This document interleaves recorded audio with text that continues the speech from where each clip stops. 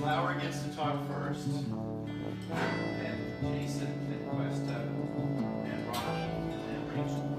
Okay? We always try to do this in the fairest possible manner, and we want to make sure that the stakeholders get a chance to interact with the candidates. So, Well, LA Ecovillage on the ground in this location was established in January 1st, 1993. After about 10 years of planning, much of that time planning for another site about 7 miles from here that was an old city-owned landfill on 11 acres. And it seemed very rural, even though it was still very much part of the city. We were able to use that site. We have a fabulous volunteer architect that had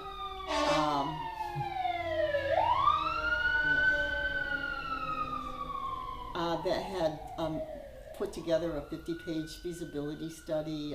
We had done a lot of advocacy in City Hall and actually got the idea of the Ecovillage written into the city's housing element, which is part of the general plan for the city. It said, yes, there will be, we didn't have the word Ecovillage then. There will be a solar ecological village, and it will be supported by the mayor's office and the community redevelopment agency and the environmental affairs department and so forth. It was actually written in as public policy. So we were very proud. Thought, oh wow, we've arrived, we're public policy. And of course, anyone that's done public advocacy work knows that as long as you're fairly well organized, articulate, and find yourself in the right place at the right time with the right people, getting public policy is not all that hard. Getting a regulation is a bit harder, and getting funding is even a bit harder, and getting accountability for that funding is harder still. So we only went the first step on that sort of thing. Now, why did we do it? Why were we wanting to create something called an ecological solar village before there was the word eco-village, or even before the word sustainability came into common use, which was not until 1989, and we started working on this site around the mid-'80s. My organization, CRSP, standing for Cooperative Resources and Services Project, as its public interest purpose, is a training and education center for the development of cooperatives of all kinds. And so therefore, goodness gracious, here in Los Angeles, the great 435 square mile city of Los Angeles, we have spread throughout that area. Back in the 60s, 70s, 80s, we had worker co-ops here, food co-ops over there, we had child care co-ops over here, housing co-ops over there. We had co-ops spread throughout the city. Not all that prolific, but I knew about them when I started this organization in 1980. And why don't we have a cooperative neighborhood where all of the co-op activity comes together in a geographically bound, walkable area? So that was the idea for why start a sustainable neighborhood, or an eco-village, or an ecological urban village. That was what it was that we were aiming for even then, and found that site after scouting the central city for quite a while, and found that we could work with that site, even though we were very naive. It was not a good site for an eco-village, but it was a good site for bringing people together, doing planning, learning a lot, getting public policy in place, meeting a lot of people throughout the city, and in the various city departments that we would have to work with. So it served its purpose well. It wasn't until after the 1992 riots, or civil unrest, that that Los Angeles went up in flames as a result of the Rodney King decision not to hold the Los Angeles police officers responsible who had brutally beaten Rodney King. And that was essentially the first time that something like that had been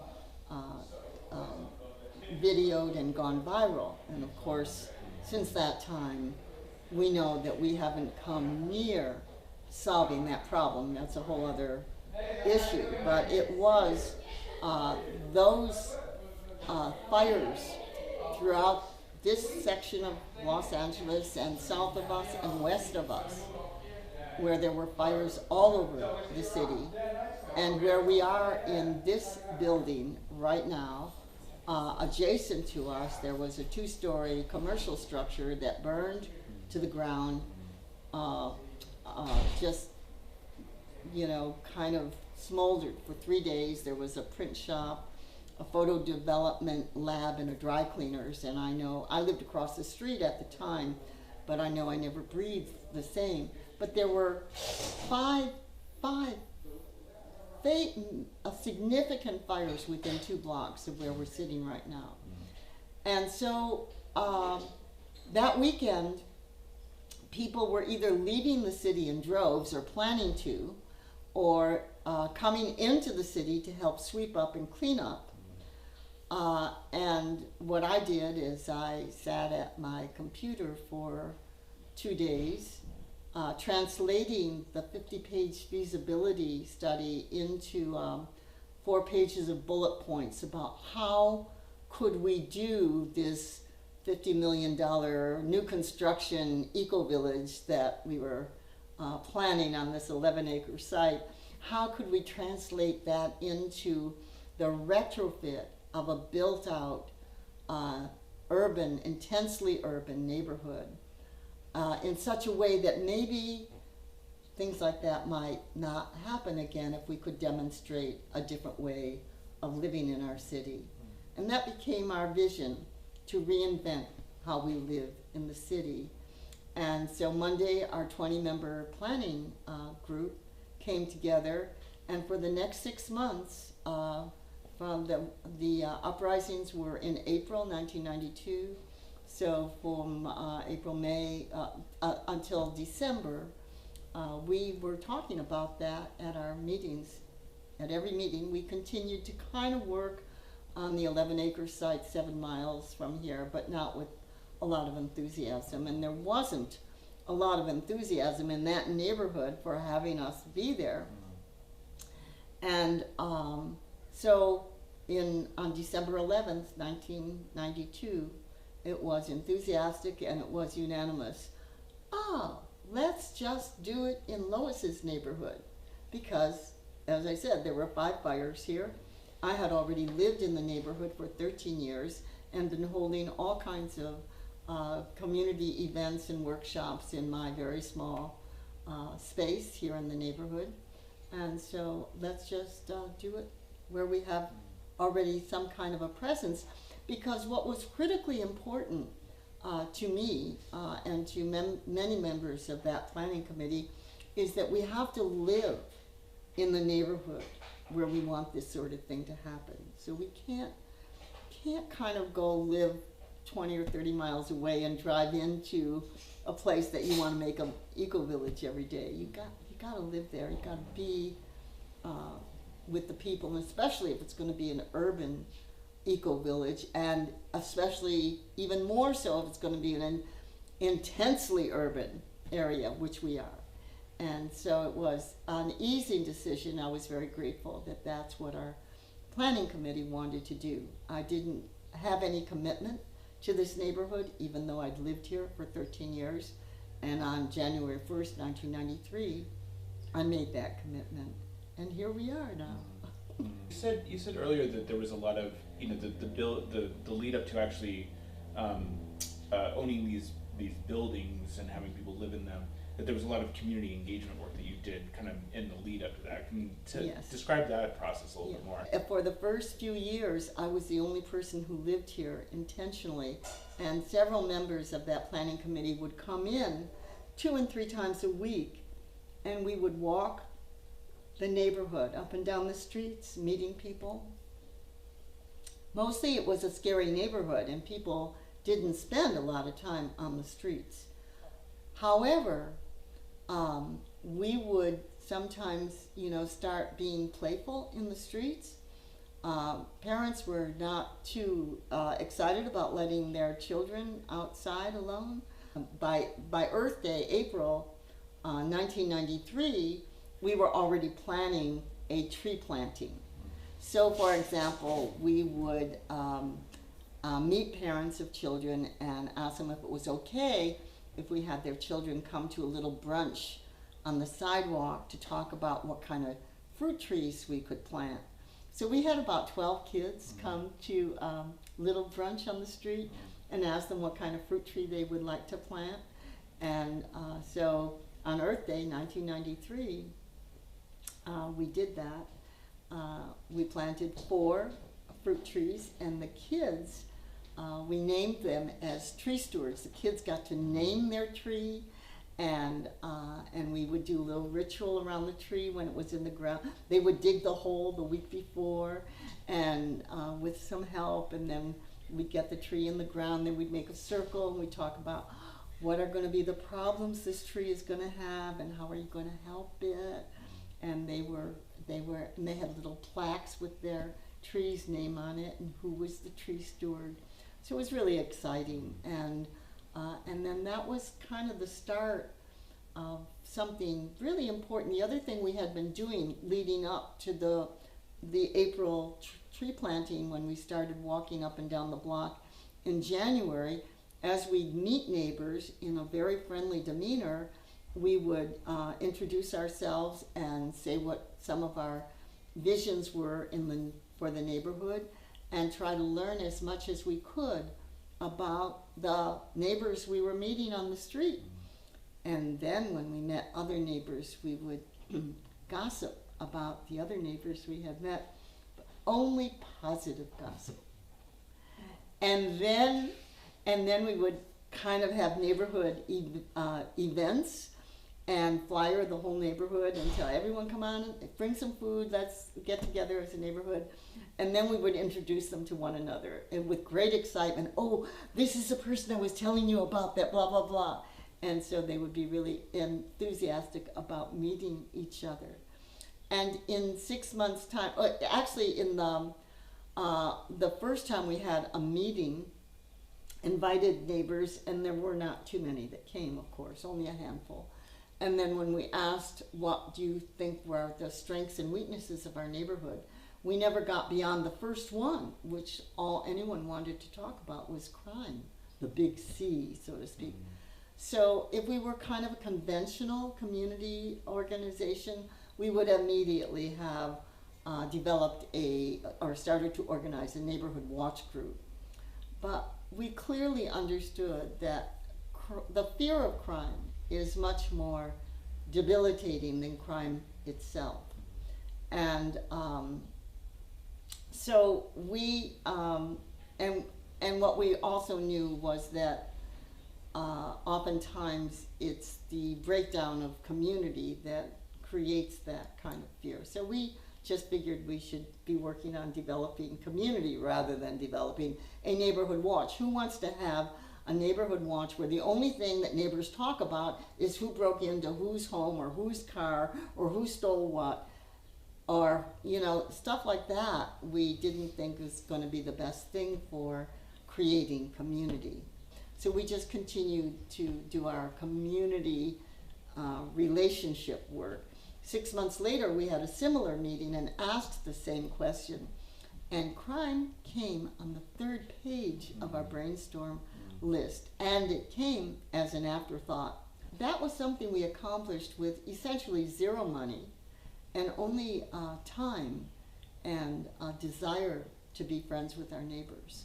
Of the 500 people that lived in our neighborhood, we pretty much knew all of the children, what buildings they lived in, who their parents were, and there was just a whole different feeling on the street, and we really did become a neighborhood that was very much a community. It was a wonderful, wonderful time in the development of Ecovillage. On the other hand, what we all know is that on average, Americans move once every 5 years. And so those people with whom we formed so many wonderful relationships, there's hardly not any of them left here anymore. And as new people moved into the neighborhood, we had already begun to grow inward because we had bought this 40-unit apartment building that was in near slum-like conditions. The first time we had a building inspection, we had 200 violations, habitability issues. The apartment building was half vacant, and so we had never owned property before, or managed it for that matter. So that inward, getting more and more inward to make what we had habitable, and at the same time trying to make good decisions about who we would allow to move in that could be members of our intentional community. By that time, we actually did have, I think, 3 or 4 more neighbors who had moved into other vacant units on the block, but not in our big building that we had just bought. So we were pretty inwardly focused, and that wonderful, wonderful era of the beginnings of Ecovillage kind of grew behind us. And now, 26 years later, we hear a lot of our intentional neighbors wanting very much and acting on their desires to do much more outreach in our existing neighborhood. And many of our neighbors here have become friends with with other neighbors in the neighborhood that are not members of our intentional community. So that is beginning to happen once again. I grew up in Koreatown, just like a mile from here, and I did not know that this place existed.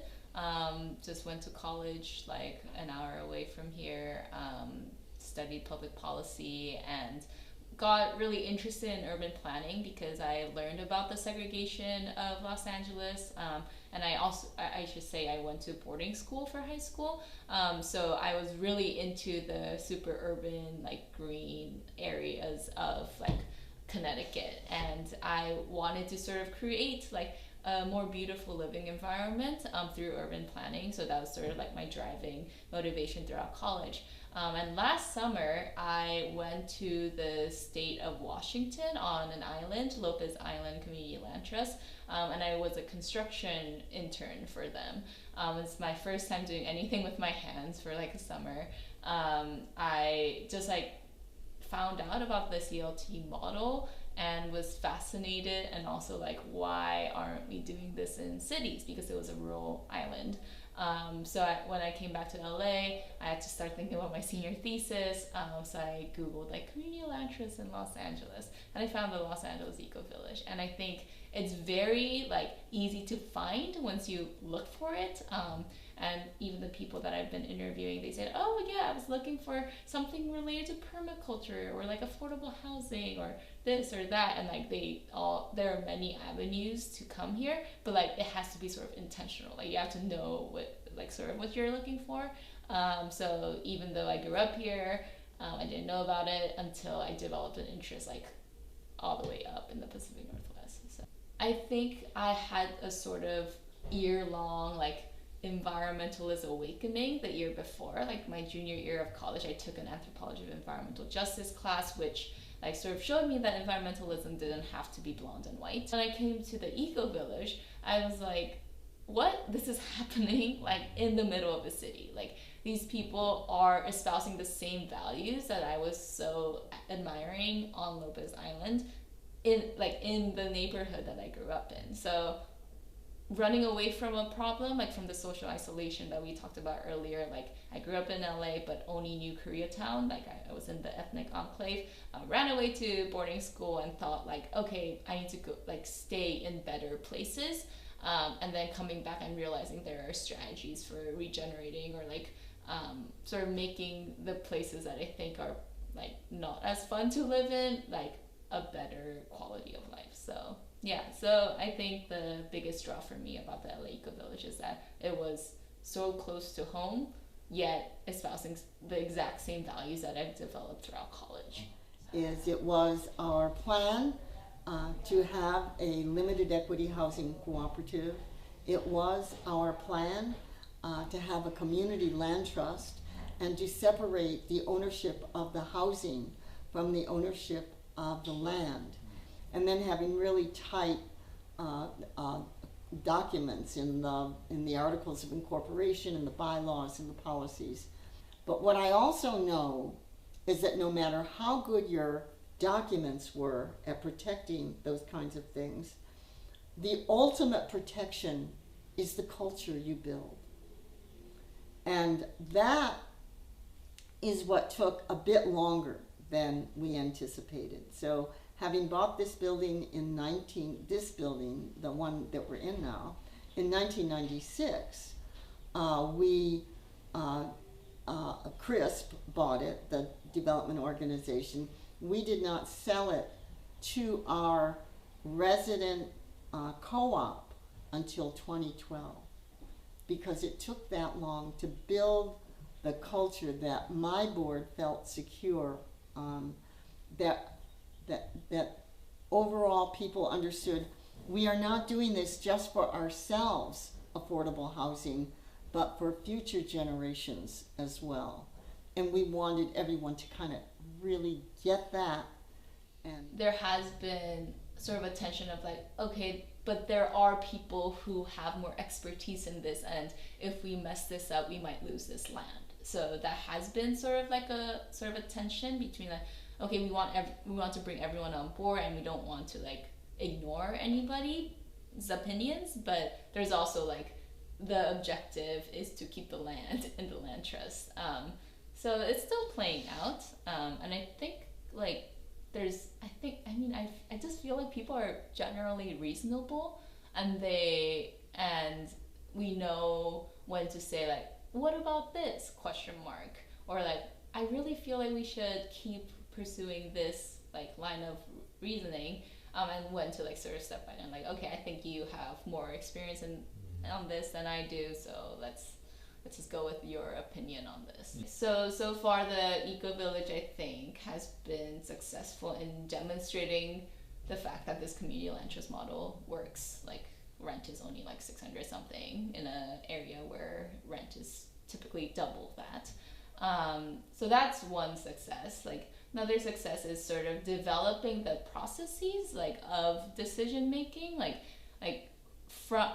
If you go to us two meetings, they're so much more structured, and like people are trained in facilitation, and people are like, there are processes that people follow. And I think like, I'm assuming that that's something that each community has to come to terms with, or like figure out like with that group of people, and figure out how to bring membership process. So like the formalization, the like pseudo like formalization and institutionalization, for the sake of transparency and for the sake of democracy, like has been established. Like even if Lois passes away tomorrow, this is going to continue on. So I think we also have a local currency. The original local currency was the local exchange trading system, or LETS, which is happening in different parts of the world quite successfully.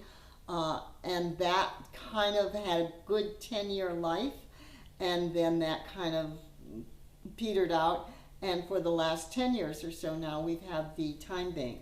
And so that's a very good local currency. It was important to have a local currency, and we have one. But we have a lot of informal exchange of goods and services as well within the intentional community. I would say one of the probably the backbone of everything was our ecological revolving loan fund. When we were thinking about, we're gonna need a lot of money to buy this building, at a certain point we just started growing our loan fund and reaching out to everyone we knew that might have money to loan to our loan fund. And we had very simple loan agreements. At one point, we had a 6-page loan agreement, which I wrote myself. Someone wanted to loan us $100,000, and they did not like our loan agreement, so they cut it down to a half a page. So that's what we've been using ever since. And anyone can find that a sample loan agreement and what our loan fund is all about, because we're still using it, on our website. You know, there are many different kinds of activities here. We have a food co-op we call the Food Lobby, because guess where it started? In the lobby of our big building. We have a tool shop that anyone can use. We have there are many bicycle activities that started here in LA Ecovillage, which has been the center of bicycle culture in our city. So for example, the first bicycle kitchen, self-help bicycle repair started here. Now it's spread. There are bicycle pantries, bicycle ovens, and so forth around the city, around the country. We have an art studio, a sewing studio, and we have a 25-year plan. Some of the aspects of that plan are that are immediately in front of us is the redevelopment of the quarter-acre site immediately north of our large building in the north end of LA Ecovillage, an old auto repair shop and an old cafe. The vision for that site is to create an eco co-op hostel. And also it will have several small businesses in that space, and it will have a cafe. It will have a mini public transportation museum in an old streetcar that we're going to bring back on the old streetcar tracks that are still publicly visible here in the neighborhood. My drive comes from sort of like where I grew up, and like my mom, and like she's de facto a single parent, and like she says things like, oh, I wish I could just buy a big house, a mansion with like 5 of my closest friends, and that'll be my security for retirement, because she doesn't have a 401k, and she's experiencing the same like insecurities that I see reflected in like broader trends. And she espouses desire for the same kind of solutions that I'm studying. She just doesn't call it an eco-village or an intentional community. She just says like, that would be nice. And I'm just like, yes, that would be nice. And that's sort of what I'm trying to work on. And when I talk, like I also like run with Korean American seniors, sort of like got roped into like a Korean American running club. I'm like decades their junior, but because I've had these intergenerational friends, they say their minds are very much on retirement and how to die well and how to like prepare for that stage of their lives. And like my closest friend, I guess, he said something like, I never want to live in a senior living facility because like everyone's just there to wait and die, wait for death. And he said, I want to be around like young people, and I think like you should live in an eco-village. So I like still need to work on like translating all of these concepts in like ways that are culturally like appropriate, because when I first described the eco-village to them, it was like, oh, that's communism. And like South Korea has a very particular history with communism or socialism, like that kind of arrangement. And you're studying about public policy and urban development and all this different stuff, and then getting involved with the LA Ecovillage. So where do they come together? Maybe philosophically, like the DIY urbanism that intentional communities espouse is not quite the same as like the politics of inclusion that like state bureaucrats tend to like go by. Like maybe there's like tension in that, but ultimately in terms of like raising the quality of life, like creating, like I've talked to like LA city planners like who talk about, yeah, we want to make this a more sustainable way of preserving affordable housing. We want to make alternative transportation like modes like equally as dignified as riding a car. Like what I hear from that is like everyone sort of like knows what is like a good society, what is like a good structure that facilitates good living. Like maybe there's like differences in opinion about like, okay, we need, like, these experts need to like give that to you, versus like we need to figure that out for ourselves. But for me, like, the interface is like in the outcomes, like, of like happier lives, like better lives for people. 99% of the housing stock in LA is not going to be new built housing. Like, so we need to figure out how to like create this like in like retrofitted areas, or like infill development areas. We can't like constantly like build new things. That's not sustainable either. So that was just, I don't have an engineering background, so I don't really know how the sustainability metrics like balance out. But philosophically speaking, in terms of like, okay, looking at a blighted neighborhood and being like, we don't have to like demolish it, we just need to work on it, because this was like bought as like in slum conditions. So and people keep telling me that. It's like, wow, I can't believe it. Intentionality isn't always comfortable, but it's always useful. Like, if you have like a certain goal, like, and maybe the goal is like power, like fixing power imbalances that often go like interrogated in like natural, like unintentional communities, or maybe the goal is like ecological living, and like you want to be intentional about that, and having like an explicit set of values, sort of like, guys, remember, like, we're an eco-village, so we should be more intentional about this. I think that sort of happens without like legal incorporation as well, like just like in terms of culture. Like, when I was like a baby, like, I don't think environmentalism was as obvious of a thing as it is right now, because like among my friends at least, like, the climate change is a real thing, and we do need to do things about it. And like, using plastic water bottles, not so great. Like, using a reusable bottle is better. Like, this is like culture stuff, and I guess there could be a question of like whether that's intentional or not. But yeah, incorporating a little streams of intentionality into like unintentional communities, I think, like, you can't have, it can't be a binary.